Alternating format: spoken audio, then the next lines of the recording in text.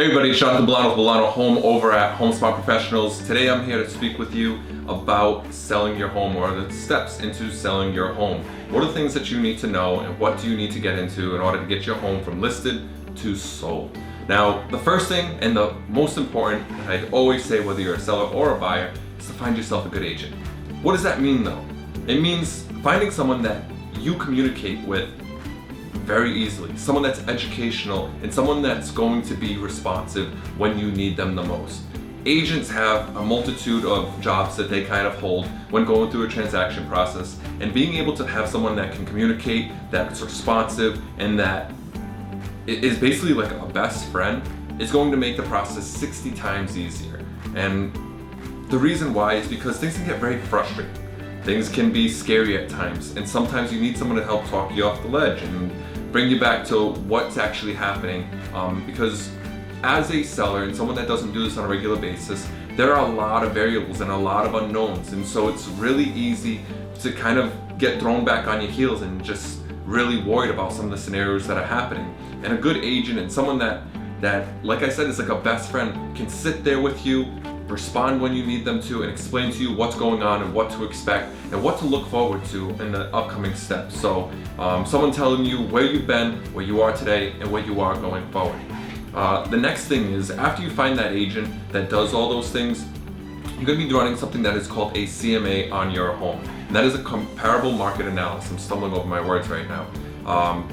What a comparable market analysis is when an agent sits down with you and takes your home and everything that your home has to offer, such as number of bedrooms, bathrooms, square footage, location, so on and so forth, and compares it to other homes that are within a quarter-mile radius. Well, depending on where you are, where we are, it's a quarter-mile radius. The last 6 months, sometimes 3 if we have enough sold properties, and with the same number of bedrooms, bathrooms, square footage, and all that other fun stuff. But why are we doing this within a quarter-mile radius, and why are we looking at this from a 3-month to a 6-month standpoint? Well, the reason is because real estate is very microeconomic, and so we want to find out what homeowners are looking for, or home buyers are looking for and willing to pay for your home in that market, that central location right there. And that is extremely important, because you don't want to stick your house and put it up so high that it just sits up there in the market, and you don't want to put the price too low on your home either, where people are just like trying to come and scoop it up because you have a $300,000 home being sold for $100,000. So it's important to find out where you stand. And why do we do this to sold? Because that's an actual number that we can actually say people are buying at this point. We don't want to compare to other homes that are active, because nothing has happened with those. We don't want to compare with things that have expired, because we don't want to end up in that situation where your home ends up expired and off the market, because that means that it didn't sell. And the same thing goes for withdrawal. So we like to sit there and focus on sold homes only, as it's that realistic number. Now, after you figure out what that price of your property is that you want to sell for, working with your agent, you want to come up with a marketing plan. And something that we've been doing here is we've been putting together videos on video marketing, social media marketing, so on and so forth. And so you want to take a look at those, for one, but you want to think about that when you're going to be listing your property, because the focus that you want to be, the thing that you want to be most focused on is being engaging, having your home put in front of as many people as possible, so that way you can get as much attention, as many offers, maybe a bidding war, and that's how you're going to sell your home for the highest dollar possible. And you want to price it properly, because if you price it too high and you don't have a lot of people come because it's not what buyers are willing to pay for your home, then all this falls apart. So pricing appropriately, the CMA, having a good marketing plan, and getting as many people there as possible is going to be your key to selling your home quick and for top dollar.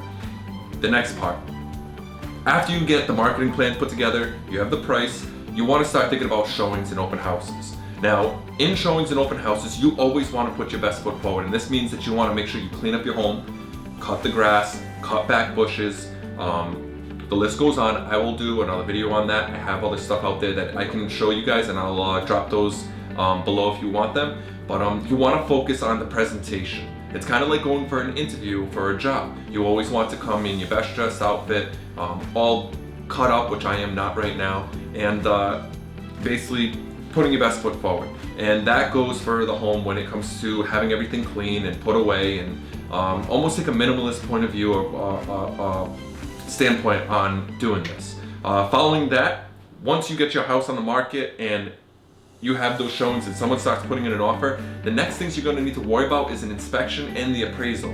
Now, an inspection is when the buyer has somebody come through and go through the entire property with them and teach them what all those items are, what a water tank is, what a furnace is, what the age of the roof is, so on and so forth. And why do they do this? It's just to protect the buyer, because not all buyers are contractors or people that have worked on homes before, and so a lot of this stuff might be the first time they're even looking at these things. They don't know what knobbing tubing is, they don't know what a furnace is, and etc. So that inspectors, that's what their job is, and they also help them understand what are some of the worrisome parts of the home, what are things that might need to be fixed in the near future. All right, so for this situation as well, like the showings in the open houses, you once again want to put your best foot forward. Have the home clean, have boxes moved, have everything so that way the inspector can get through and do their job, and also give the inspector a vision of the home, of like the beauty and everything that you've put into it. One of the other things that you can do with your agent is you can make a list of all the updates that you've made to your home in the last year. So that would be a list, a line item list. Let's say you have the roof, the cost, and the date it was fixed. Your dishwasher cost, date it was fixed, etc., etc. Following that, you're going to go into appraisal. And what the appraisal is the bank now coming in and saying, I want to protect the buyer to make sure that they're not overpaying for that house. And so they'll come in and slightly similar to the inspector, just not as detailed, will walk through the home and check out the bedrooms, bathrooms, and the condition, and then they will match it up to other homes, kind of like the CMA, and make sure that that home is being purchased at a price that is reasonable.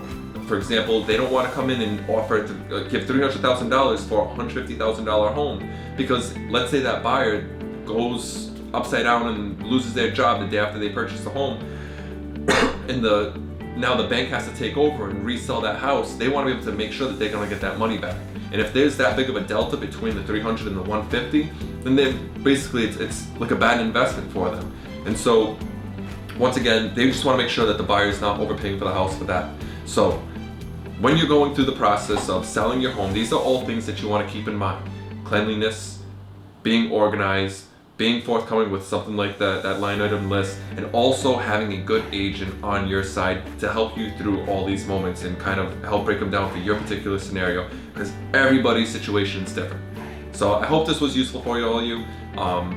Definitely, as always, follow us, like us, share us, and join us for the next videos that we have coming up. We have a bunch coming up in 2020. I hope you're excited. I'm excited.